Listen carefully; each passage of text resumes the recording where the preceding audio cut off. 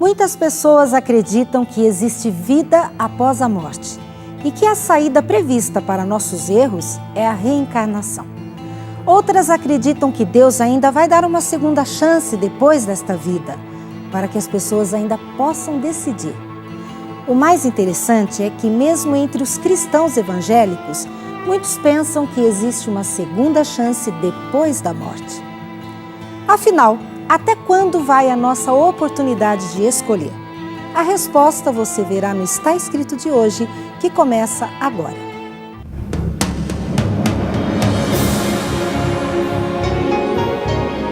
Ele permaneceu através dos tempos. O livro de Deus, a Bíblia. Indispensável em nosso mundo complexo. Está escrito. Transmitindo esperança ao redor do mundo. Apresentado por Fernando Iglesias. Lucas nasceu num lar cristão. Desde pequeno aprendeu na Bíblia o caminho da salvação. Tornou-se um jovem inteligente e sempre estava interessado na Bíblia como a fonte da verdade. Mas de repente, como que num passe de mágica, as suas prioridades começaram a mudar. As amizades de antes já não serviam mais. Ele questionou a sua fé, teve dúvidas, mas ao invés de tentar buscar a solução na Bíblia, foi se afastando de Deus sem deixar com que Ele respondesse às suas dúvidas. Chegou a um ponto que não dava mais para suportar. Ele não podia mais continuar vivendo com gente que ele não suportava. Finalmente ele fez uma decisão drástica.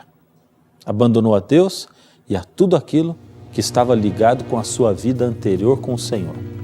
Abandonou amigos, paixões, tudo. Ele só não sabia que o inesperado estava para acontecer.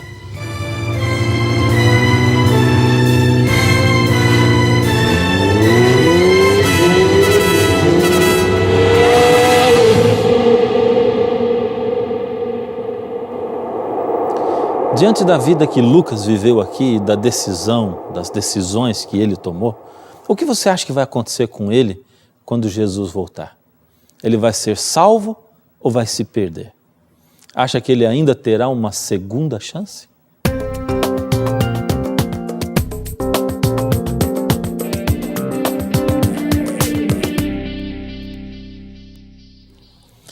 Você sabe que muitas pessoas têm acreditado que existe vida depois da morte e que a saída prevista para os nossos erros é a reencarnação.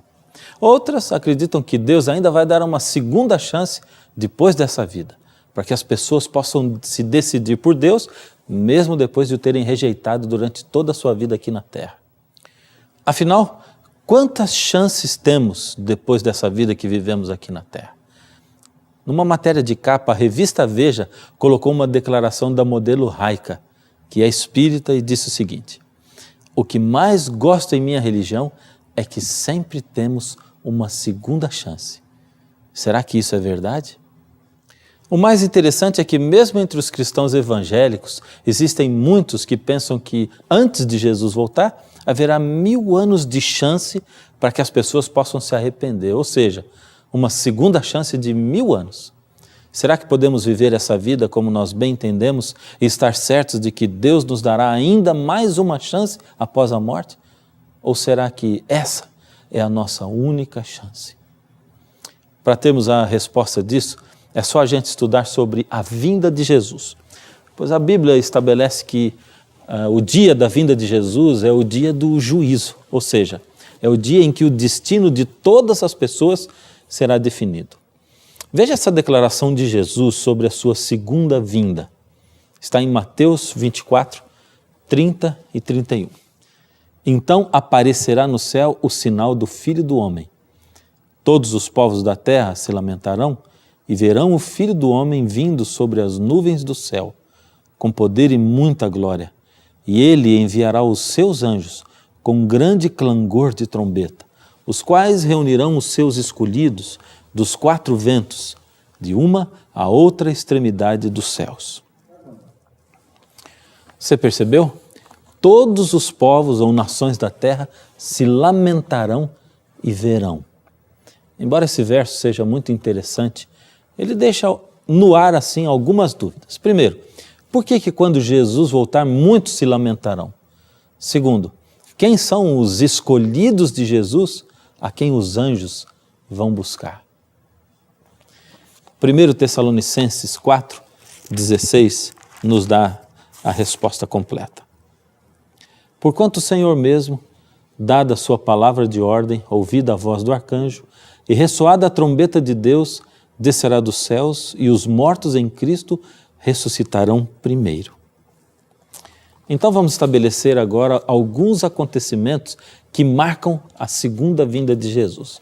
Em primeiro lugar, Jesus dá uma palavra de ordem. Em segundo, os mortos em Cristo ressuscitam primeiro.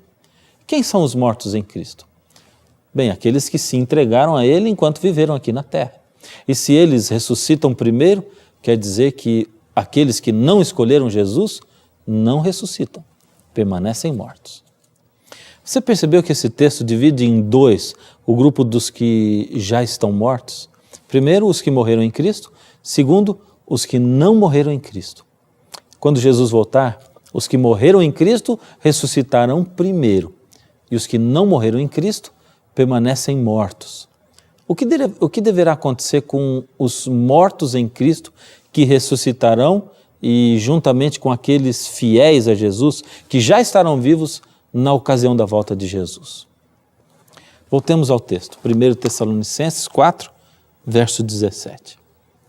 Depois nós, os vivos, os que ficarmos, seremos arrebatados juntamente com eles, ou seja, juntamente com os que morreram em Cristo e ressuscitaram, entre as nuvens para o encontro do Senhor nos ares.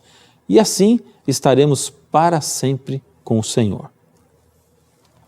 Viu só? Jesus volta, os mortos em Cristo ressuscitam e se unem aos fiéis a Jesus que estavam vivos.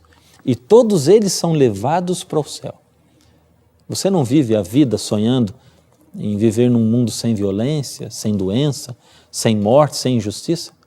Você não vive cobrando de Deus que Ele faça alguma coisa para resolver a situação do mundo?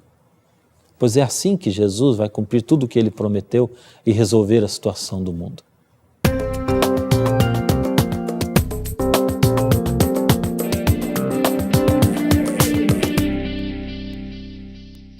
Agora, espera aí, o que acontece com aqueles que não aceitaram a Cristo? Sim, porque ainda temos dois grupos dos que não aceitaram a Jesus. Vamos chamar esse grupo de os iníquos, ou melhor, os ímpios. Segundo Tessalonicenses 2,8 diz o seguinte: então será revelado o iníquo, a quem o Senhor desfará pelo sopro da sua boca e aniquilará pelo esplendor da sua vinda.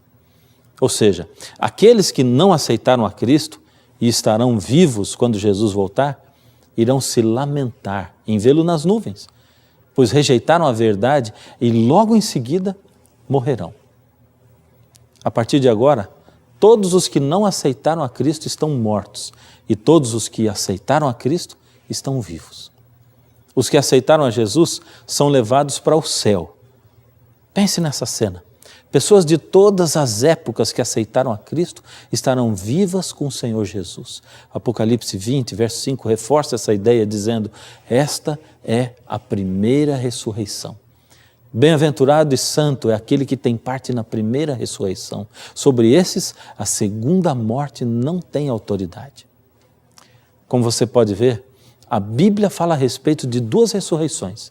Primeiro, a ressurreição da vida. Segundo, a ressurreição do juízo. Isso fica bem claro em João capítulo 5, 28, onde diz: não vos maravilheis disto, porque vem a hora em que todos os que se acham nos túmulos ouvirão a sua voz e sairão. Os que tiverem feito o bem para a ressurreição da vida e os que tiverem praticado o mal para a ressurreição do juízo. Bom, nós já vimos que a ressurreição da vida vai acontecer no dia da vinda de Jesus. Mas quando vai acontecer a segunda ressurreição, a ressurreição do juízo, da qual fala a Bíblia? Apocalipse 20, verso 5, começa respondendo. Ali diz assim: os restantes dos mortos não reviveram até que se completassem os 1000 anos. Então isso quer dizer que durante 1000 anos, todos aqueles que morreram sem Cristo ficarão ainda mortos na terra. E os que viveram com Jesus estarão no céu reinando com Ele. Veja o que diz Apocalipse 20, verso 6. Bem-aventurado e santo é aquele que tem parte na primeira ressurreição. Sobre esses, a segunda morte não tem autoridade. Pelo contrário, serão sacerdotes de Deus e de Cristo e reinarão com Ele os 1000 anos. Que tal fazermos um resumo de tudo que nós vimos até agora? Primeiro, Jesus volta e todos na terra o veem. Segundo, os que morreram crendo em Cristo ressuscitam. Terceiro, os que estão vivos e não aceitaram a Cristo morrem. Quarto, todos os que ficaram vivos, vamos chamá-los de os justos, são levados para o céu. Quinto, todos os que estavam mortos sem crer em Cristo, juntamente com os que morreram porque não escolheram a Jesus em suas vidas na terra, permanecem mortos na terra. Estes formam o grupo daqueles que nós vamos chamar de os ímpios. Começa então um período de 1000 anos. Agora imagine só como fica a terra durante esses 1000 anos. Os que escolheram Jesus estão no céu com Ele. Os que não o escolheram estão mortos na terra, embaixo da terra. Satanás agora não tem a quem tentar, não tem aonde ir, nem o que fazer. Apocalipse 20, de 1 a 7, declara que por todas essas circunstâncias, Satanás ficará como que preso, acorrentado. Veja o que diz o texto. Então vi descer do céu um anjo, tinha na mão a chave do abismo e uma grande corrente. Ele segurou o dragão, a antiga serpente, que é o diabo, Satanás, e o prendeu por 1000 anos. Lançou-o no abismo, fechou-o e pôs selo sobre ele, para que não mais enganasse as nações até se completarem os 1000 anos. Depois disso, é necessário que ele seja solto por pouco tempo. Logicamente que essa linguagem é figurada. Não haverá nenhum anjo descendo com uma corrente enorme para prender Satanás. É que, sem ter o que fazer na terra, sem ter a quem tentar, sem ter aonde ir, Satanás fica preso por uma cadeia de circunstâncias. Ele vai ter tempo, então, para pensar em tudo o que ele fez durante todo esse tempo em que Deus ainda estava dando oportunidades aos seres humanos.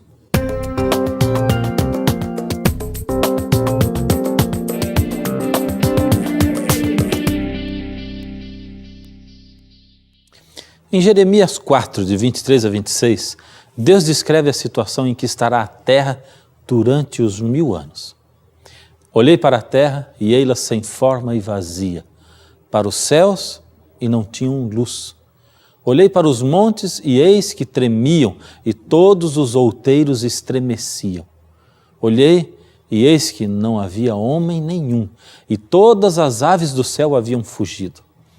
Olhei ainda e eis que a terra fértil era um deserto e todas as suas cidades estavam derribadas diante do Senhor, diante do furor da sua ira.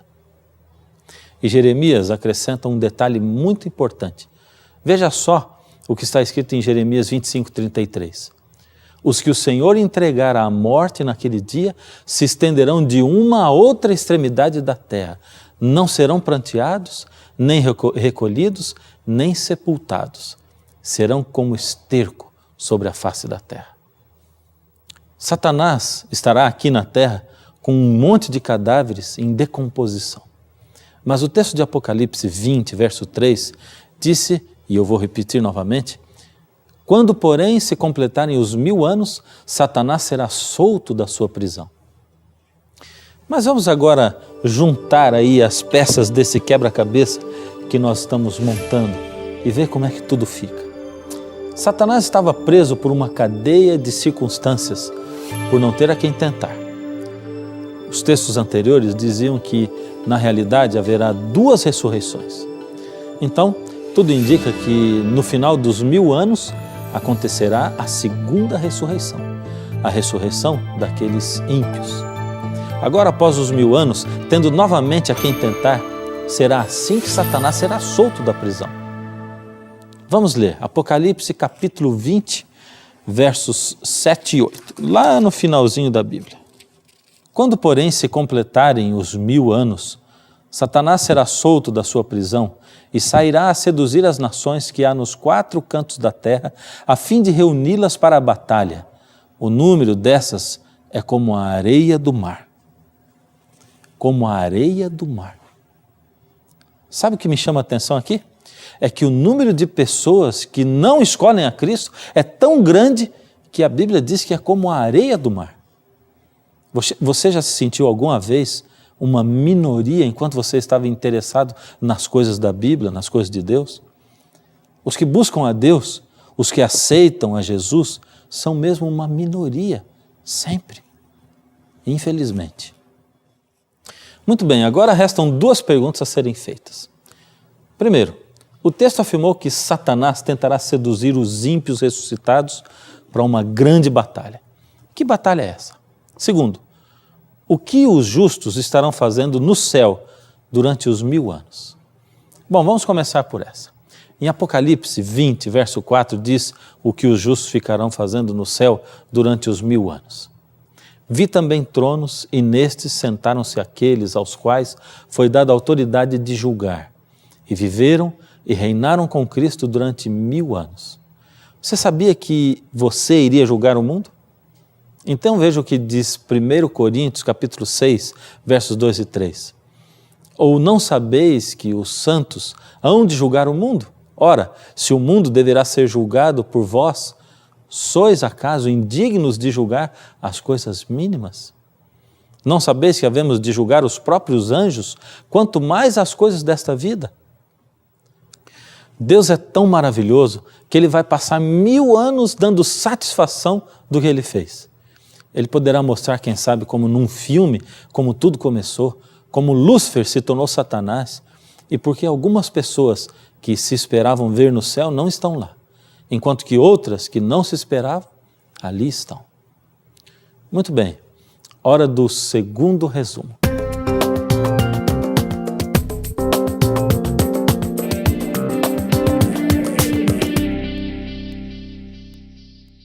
Muito bem, agora é hora do segundo resumo, o resumo do que vai estar acontecendo durante os 1000 anos.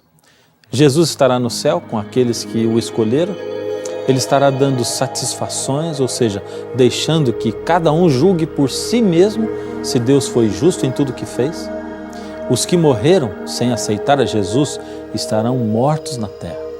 A terra estará desolada, Satanás, sem ter a quem tentar, estará preso na terra. Agora a segunda pergunta: que batalha é esta que Satanás vai convocar? Vamos ver agora em sequência os acontecimentos do fim dos 1000 anos. Primeiro, os ímpios ressuscitam. Esta é a segunda ressurreição. Está relatada em Apocalipse capítulo 20, verso 5. Os outros mortos não reviveram até que se completassem os 1000 anos. Segundo, a cidade santa desce do céu. Apocalipse 21, 1 e 2 diz: E eu, João, vi um novo céu e uma nova terra.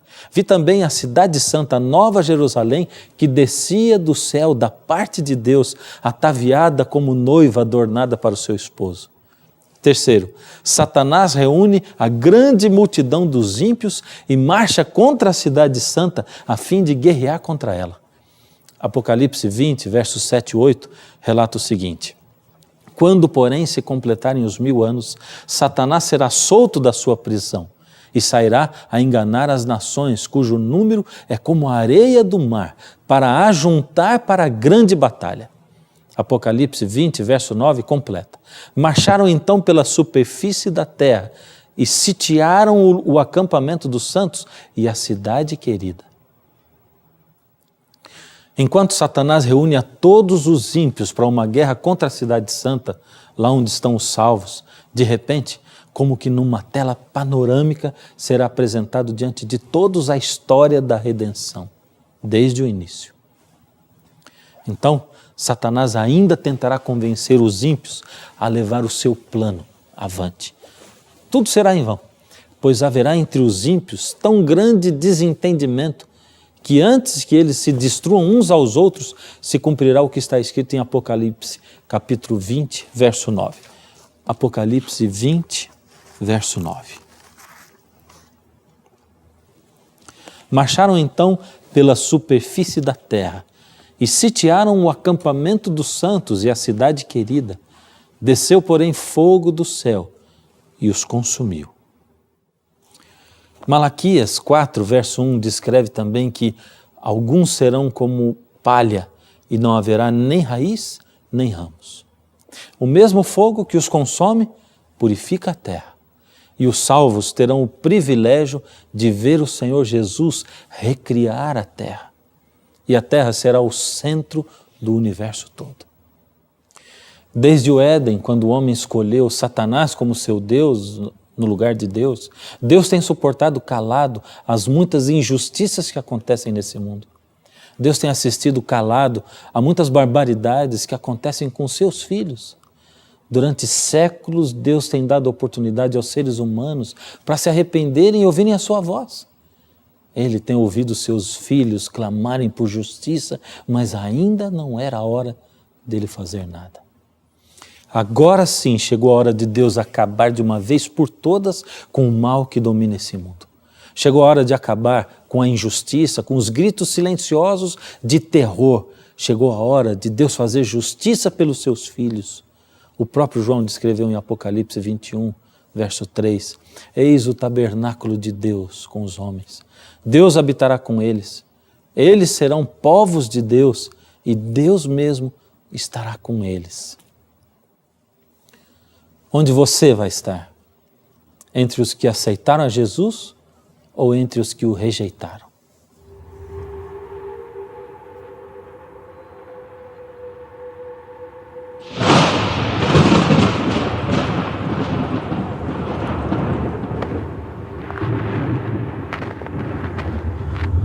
Acho que eu tô sozinho aqui. Hoje não.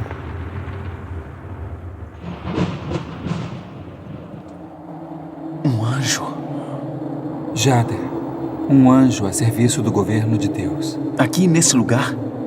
Desde que o milênio começou, a Terra estava isolada. Poderia me dizer que lugar é este? Estamos no cemitério da sua cidade. Cemitério? Então eu conheço as pessoas que foram sepultadas aqui? Teixeira Rodrigues. O Carioca. Arlindo Lopes. O irmão Arlindo. E esses aqui? Por que estão abertos? São de pessoas que ressuscitaram no dia em que Jesus retornou à Terra. A primeira ressurreição? A ressurreição dos justos. Sei. Esse aqui. De quem é?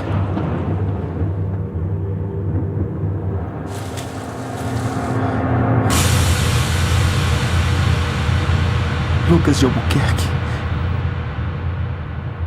Foi isso mesmo que eu li? Exatamente isso, Lucas. O que aconteceu? Infelizmente, esse é o seu túmulo. Mas ele tá fechado. Quer dizer que eu tô perdido. Eu não me lembro de nada. A única coisa que eu me lembro é que eu tava andando de moto, isso. Eu tava andando de moto.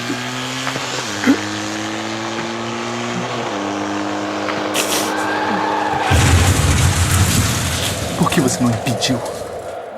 Nós não fazemos nada que venha ferir o princípio da liberdade. Cada pessoa tem que escolher seu próprio destino. Você, por exemplo, quando se tornou rapaz, lentamente foi deixando os caminhos de Deus, envolvendo-se, entre outras coisas, com aquilo que acabou destruindo a sua vida. Quer dizer que nunca mais verei as pessoas que eu amo? Deixarei de existir por toda a eternidade? Sim, Lucas. Em meu coração existe um vazio. Uma dor indescritível. Não há nenhuma chance pra mim? Infelizmente, não. A porta da graça se fechou pouco mais de 1000 anos atrás. Todos os salvos estão vivos, redimidos e restaurados para sempre. E os perdidos, mortos nessa terra desolada e vazia, aguardando a segunda ressurreição, a da condenação eterna,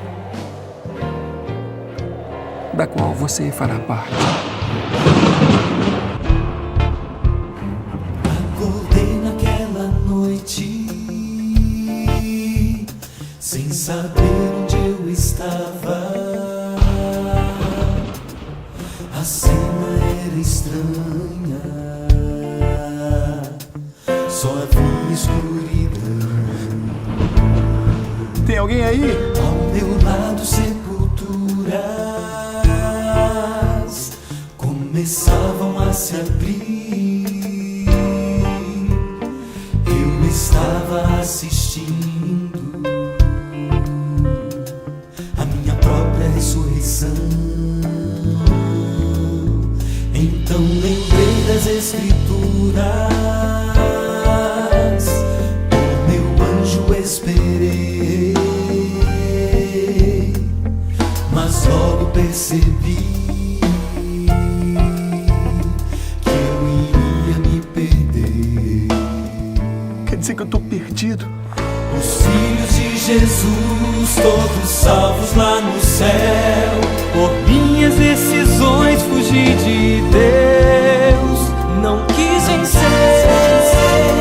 Muito tempo eu senti que Ele estava me chamando. Tantas vezes recusei ouvir a voz do Salvador. Eu deixei o Pai chorando, escolhi sair do lar, pensando que haveria tempo de retornar. Tanto tempo implorei que o Senhor voltasse o tempo. Quantas vezes me lembrei que Deus perdoa o que fiz. Eu apenas não lembrei que o tempo aqui não é eterno. E o Pai que volta ao tempo tornou-se agora meu juiz.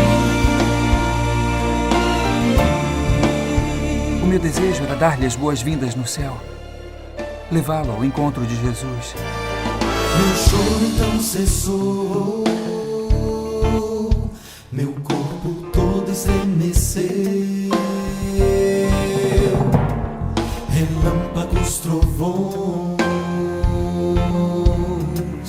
e o mundo contemplou. Tão linda como noiva pra encontrar o seu amor. Desceu Jerusalém então no céu, se iluminou. Tanto tempo eu senti que Ele estava me chamando. Tantas vezes recusei ouvir a voz do Salvador. Eu deixei o Pai chorando, escolhi sair do lar, pensando que haveria tempo de retornar. Tanto tempo implorei que o Senhor voltasse o tempo. Tantas vezes me lembrei que Deus perdoa o que fiz. Eu apenas não lembrei que o tempo aqui não é eterno. E o Pai que volta ao tempo tornou-se agora meu juiz.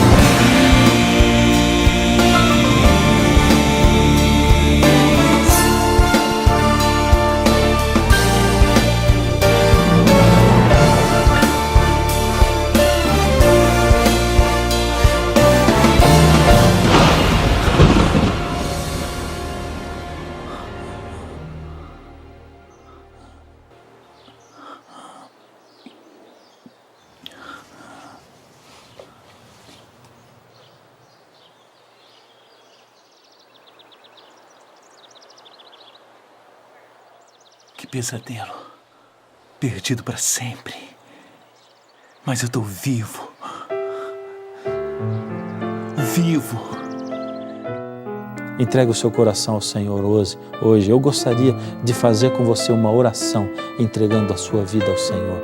Tome a sua decisão ao lado dele, inclinando a cabeça comigo. Senhor Deus, entrego hoje a vida desse seu filho, dessa sua vida nas suas mãos. Não queremos entregar o nosso coração por medo do que vai acontecer aos que se perderem, Senhor. Mas queremos sim entregar a nossa vida para nós podermos usufruir a vida eterna com os nossos queridos, passar a eternidade, Senhor, juntos, alegres. E depois, Senhor, quem sabe quando nós estivermos no céu já, quando nós tivermos os 1000 anos lá, e depois quando voltarmos aqui para essa terra, e depois de 10.000 anos aqui, louvando ao Senhor, num momento vamos parar e ver que a eternidade só vai estar começando. Ajuda-nos a estarmos lá, Senhor. Aceite o nosso coração do jeito que está e transforma-o. Em nome de Jesus. Amém.